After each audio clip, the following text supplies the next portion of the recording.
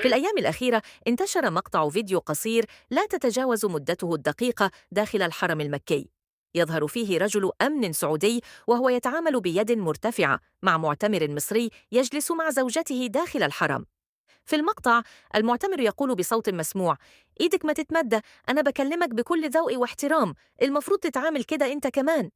والمعتمر طلب من زوجته أن توثق الموقف بالهاتف قائلاً: سوري، إحنا بنتبهدل في السعودية من فرد الأمن.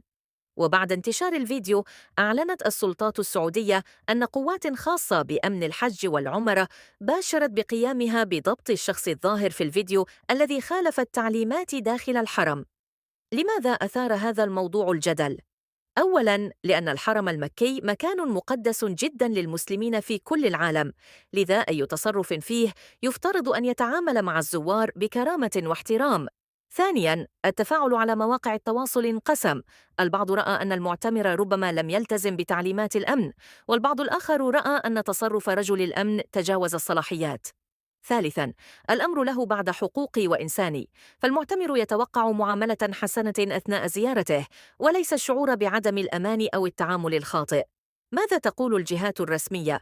السلطات السعودية أصدرت بياناً أوضحت فيه أن الشخص الذي ظهر في الفيديو خالف التعليمات والتنظيمات المتبعة في المسجد الحرام، وأن التحقيق جارٍ. لكن التباين أنه لم يفهم حتى الآن هل المقصود هو المعتمر أم رجل الأمن، ولم يشرح تفاصيل الخلاف أو ما سبقه بوضوح. ماذا يمكن أن نتعلم من هذه الحالة؟ 1. ضرورة الاحترام المتبادل. المعتمر له حق أن يزور بلحظة روحانية بسلام، ورجل الأمن له دور مهم لضمان النظام والأمن، ولكن بأسلوب لائق. ثانياً، أهمية توثيق الحوادث والمواقف. كما في هذا الفيديو الذي انتشر بسرعة، التوثيق أصبح جزءاً من الواقع ويسهل المتابعة والمحاسبة. 3. التوعية والمعرفة. كثير من الزوار ربما لا يعرفون الإجراءات أو الحقوق، لذا من المهم أن يكون هناك توعية أفضل للمعتمرين والزوار قبل وبعد الدخول.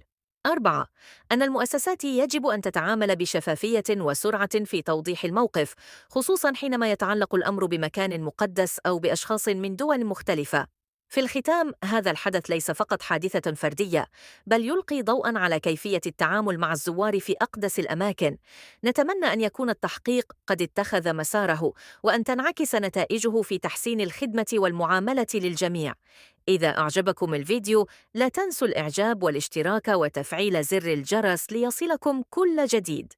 وشاركونا رأيكم في التعليقات. ما رأيكم في التصرف؟ وهل ترون أنه استثنائي أم يعكس مشكلة أكبر؟